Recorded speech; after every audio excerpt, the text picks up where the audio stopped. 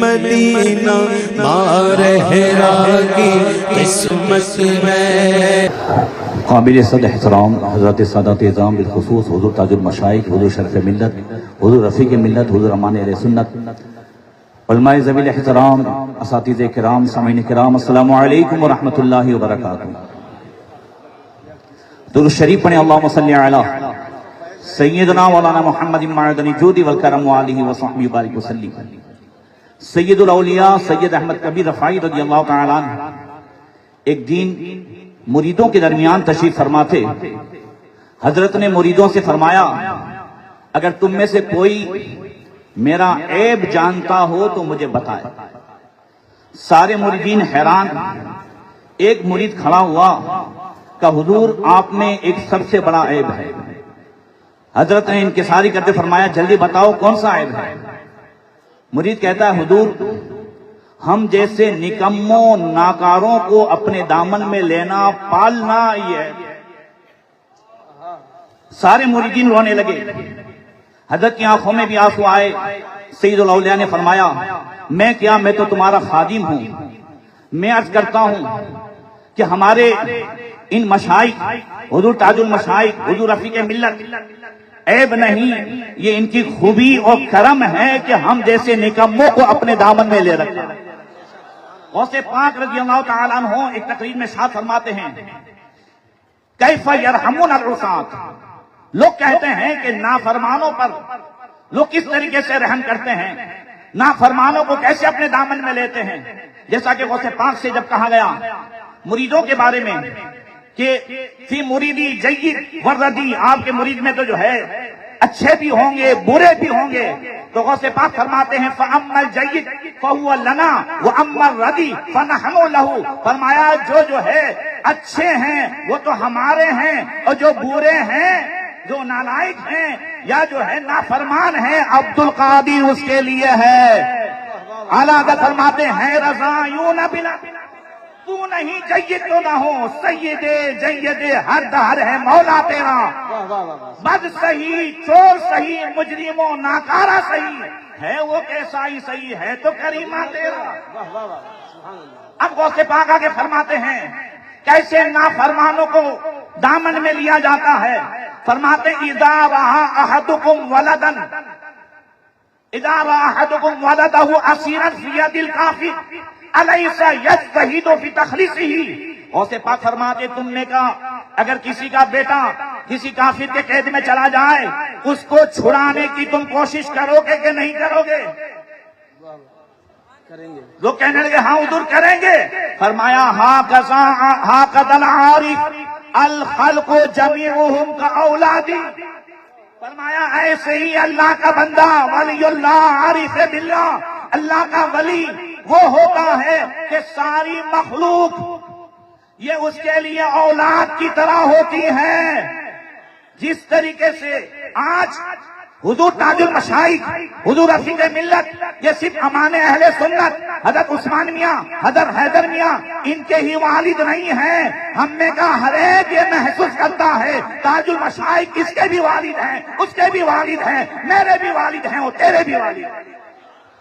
باپ جس طریقے سے یہ فکر کرتا ہے کہ میرا بیٹا کہیں کمزور نہ ہو جائے، اس کی صحت کی فکر کرتا ہے، اس کے کمانے کی فکر کرتا ہے۔ بیٹا اگر کماتا ہے تو فضول خرچیوں میں نہ اڑائے، بیٹا کہیں نافرمان نہ ہو جائے، بیٹا کہیں کسی بری صحبت میں نہ چلا جائے، اور اس کے لیے فکر کرتا ہے کہ ہاں اسے اگر فضول خرچیوں سے بچانا ہے، بری صحبتوں سے بچانا ہے، بری عادتوں سے بچانا ہے، تو اسے اچھی تعلیم و تربیت دلانا ہوگا۔ بولو صحیح ہے؟ آج کے دور میں اگر ہماری کوئی اچھی تعلیم و تربیت، ہماری اولاد کی اچھی تعلیم و تربیت کی کوئی فکر کرتا ہے تو حضور تاج المشائخ ہے، حضور رفیق ملت ہے۔ یہ کیا ضروری ہے ماریرا پبلک اسکول، یہ کیا ضروری ہے حسن البرکات، یہ کیا ضروری ہے البرکات جو ہے علی گڑھ یونیورسٹی، یہ سب ہماری اولاد کی تعلیم و تربیت کی فکر ہے۔ اور کیسے زمانے میں ہے یہ بھی بتا دوں، آج کا جو زمانہ ہے، حضرت عبداللہ بن مسعود رضی اللہ تعالیٰ عنہ، عبداللہ بن مسعود وہ صحابی ہیں، چھٹے مسلمان ہیں، آپ سے پہلے صرف 5 لوگ اسلام لائے، فقیہ صحابی ہے، نبی نے جن کے بارے میں فرمایا کہ عبداللہ ابن مسعود میری امت کے لیے جو پسند کرے میں اسے پسند کرتا ہوں، اور عبداللہ ابن مسعود جو ناپسند کرے وہ میں ناپسند کرتا ہوں۔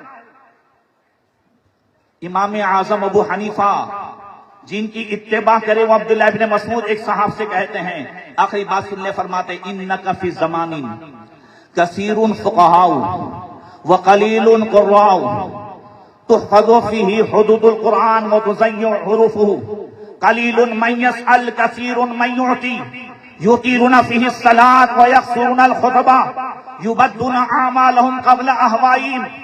عبداللہ ابن مسعود ایک تابعی سے کہتے ہیں کہ تم اس پاکیزہ زمانے میں ہو، میں اس زمانے کی بات کرتا ہوں 1400 سال پہلے، کہ اس زمانے میں فقیہ زیادہ ہیں، قراء اور حفاظ کم ہیں۔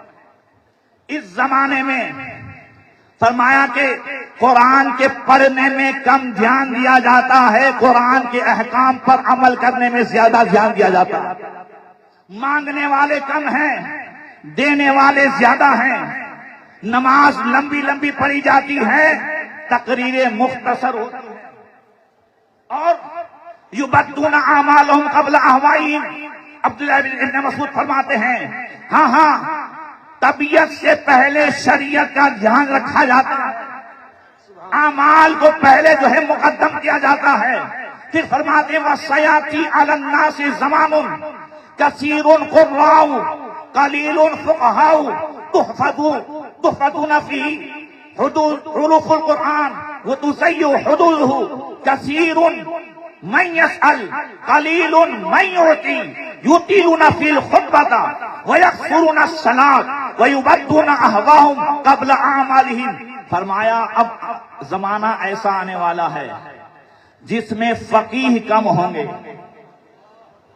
فقہاء کم ہوں گے، قراء زیادہ ہوں گے، جس میں قرآن کے پڑھنے، قرآن خوانی پر زیادہ دھیان دیا جائے گا، اعمال پہ دھیان نہیں دیا جائے گا، قرآن کے حدود پر، قرآن کے احکام پر عمل کرنے میں دھیان نہیں دیا جائے گا۔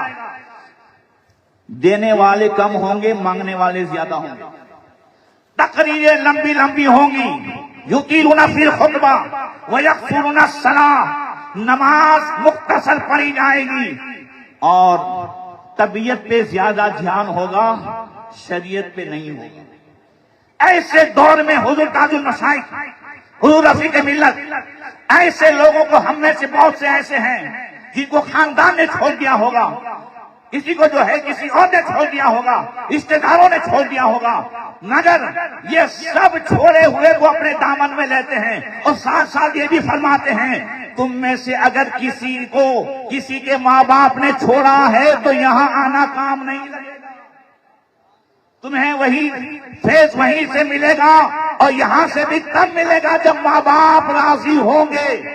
یہ یہاں کا پیغام ہے، اور ایسی صورت میں ہمیں ان کے پیغام پر عمل کرنا ہے، اور زیادہ اپنے بچے فقیہ بنیں، دین اور دنیا کی تعلیم حاصل کریں، اور سماج سے یہ ساری برائیاں دور ہو، یہی یہاں کی کوشش ہے۔ اللہ تعالیٰ مجھے اور آپ کو یہاں کے فیضان سے مستفید ہونے کی توفیق عطا فرمائے۔ السلام علیکم ورحمۃ اللہ۔ وعلیکم السلام ورحمۃ اللہ وبرکاتہ۔